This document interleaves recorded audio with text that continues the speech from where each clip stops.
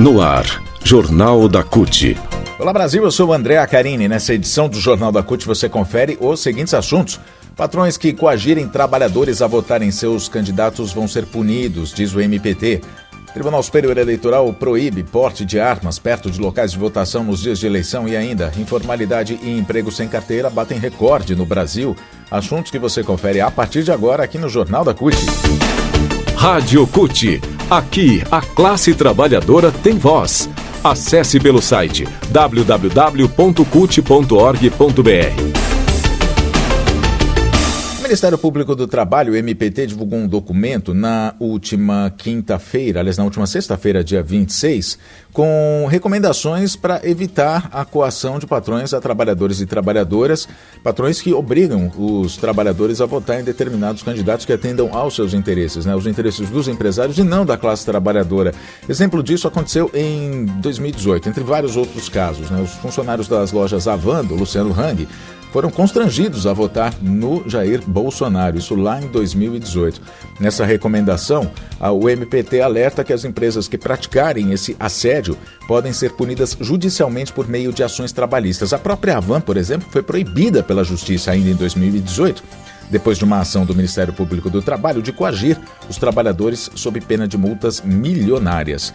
O Ministério Público do Trabalho alerta ainda que o direito à liberdade de voto é garantido na Constituição Federal, que protege a liberdade de consciência, de expressão e de orientação política, protegendo o livre exercício da cidadania por meio do voto direto e secreto. É isso que diz a Constituição. Dessa forma, a livre escolha de candidatos e candidatas é uma garantia de todos.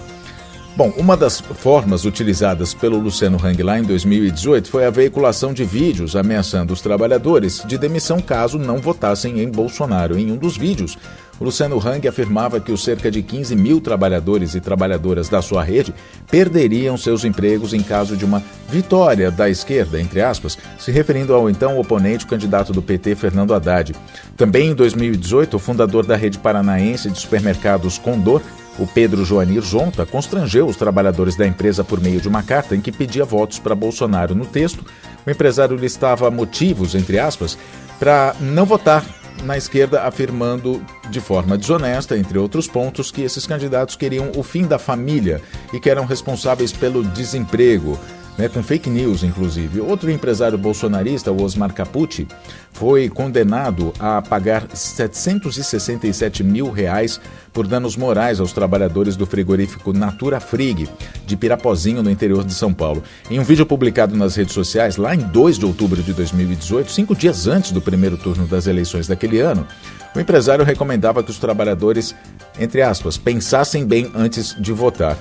Em 2022, a prática permanece. A coluna painel da Folha de São Paulo, por exemplo, mostrou um vídeo em que um pecuarista diz a funcionários em sua fazenda em Araguaçu, no Tocantins, que pagará salários a mais caso o Bolsonaro vença as eleições. No vídeo, ele diz aos trabalhadores que eles vão começar a receber um 14º salário de acordo com o cumprimento de metas e que, caso o Bolsonaro vença, ele vai pagar um 15º salário. O empresário ainda finaliza prometendo que, se a vitória for no primeiro turno, se compromete a pagar um 16º salário. O MPT alerta: concessão ou promessa de benefício ou vantagem em troca do voto, bem como o uso de violência ou ameaça com o intuito de coagir alguém a votar ou não em determinado candidato ou candidata, são crimes eleitorais, conforme artigos 299 e 301 do Código Eleitoral. Então, veja bem, promessa de benefício ou vantagem em troca de voto. Foi o caso desse empresário no interior de São Paulo que a gente acaba de dizer aqui, que prometeu um 15º salário e um 16º até para os trabalhadores. Isso é promessa de benefício ou vantagem em troca do voto. E o uso de violência ou ameaça com o intuito de coagir alguém a votar ou não em candidatos é o caso do Luciano Hang, que lá em 2018 ele ameaçava de demitir funcionários.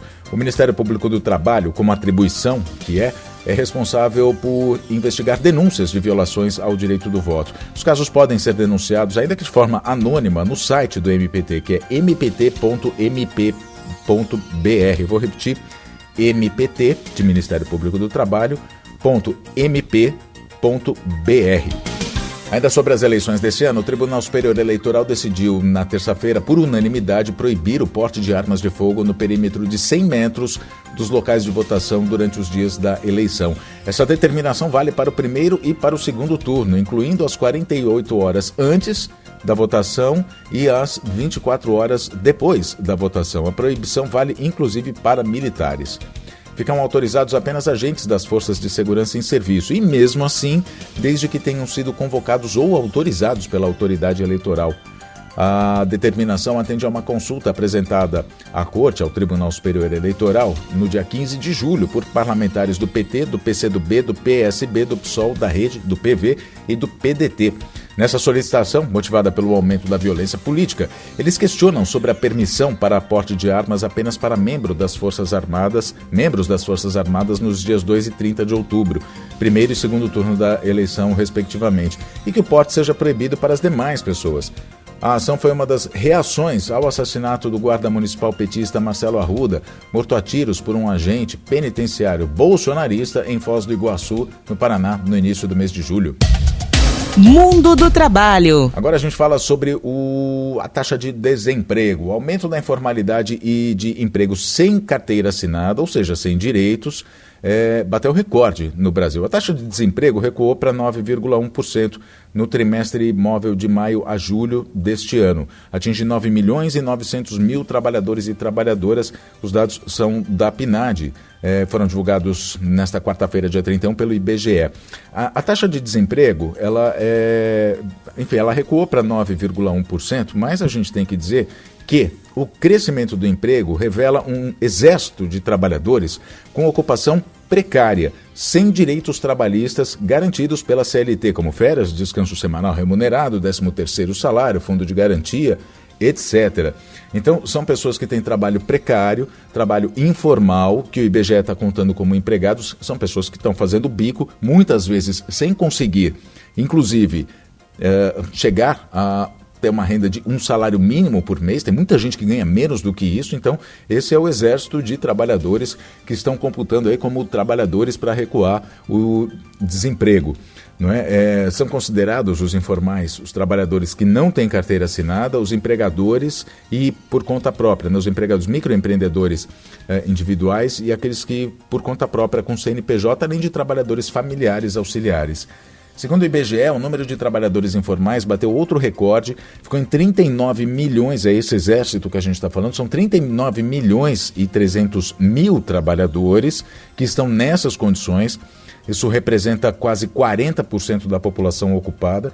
No trimestre de maio a julho, mais 559 mil trabalhadores foram obrigados, tiveram que recorrer a essa informalidade para poder ter alguma renda que, como a gente acaba de dizer, muitas vezes não chega a um salário mínimo. O número de empregados sem carteira assinada também bateu recorde. 13 milhões e 100 mil trabalhadores, o maior contingente desde o início da série histórica em 2012. No trimestre, mais de 601 mil trabalhadores foram contratados sem direitos. Além disso, quase 26 milhões estavam trabalhando por conta própria. São 326 mil pessoas a mais em relação ao trimestre anterior. Outros dados ainda da pesquisa do IBGE dizem que a população desalentada, aquelas pessoas que simplesmente desistiram de procurar o trabalho depois de tentar muito e não conseguir uma vaga, caiu para 4 milhões e 200 mil pessoas. O número de trabalhadores com carteira de trabalho assinada é de 35 milhões e 800 mil pessoas. O nível de ocupação, o percentual de pessoas ocupadas na população em idade de trabalhar, foi de 57%. Uma queda de 1,1 ponto percentual em relação ao trimestre encerrado em abril, ou seja, o nível de ocupação então caiu. O contingente de pessoas ocupadas foi de 98 milhões e 700 mil pessoas. Mas a gente lembra que o IBGE considera a ocupação até mesmo um bico que a pessoa está fazendo no dia em que é entrevistada. Giro sindical. E a gente ainda fala sobre a vitória dos bancários na negociação pela campanha salarial 2022. Os bancários, depois de uma reunião que inclusive aconteceu na madrugada de quarta para quinta-feira, de terça para quarta-feira, eles conseguiram arrancar da FENABAN uma proposta que foi submetida a assembleias, obviamente, com orientação do Comando Nacional dos Bancários para aprovação dos trabalhadores, que garante um reajuste de 8% nos salários deste ano, também reajustes no Vale Refeição e no Vale Alimentação, mais 0,5% nesses vales em 2023, além também de um reajuste na PLR. Então, parabéns aos bancários, parabéns ao Comando Nacional dos Bancários, ao movimento sindical, ao Contraficute, que, enfim, travou uma batalha árdua, né, para conseguir arrancar essa negociação, que inclusive vai durar 2 anos, o acordo é para 2 anos. Jornal da CUT fica por aqui, muito obrigado pela sua companhia, nós nos falamos na próxima edição, até lá.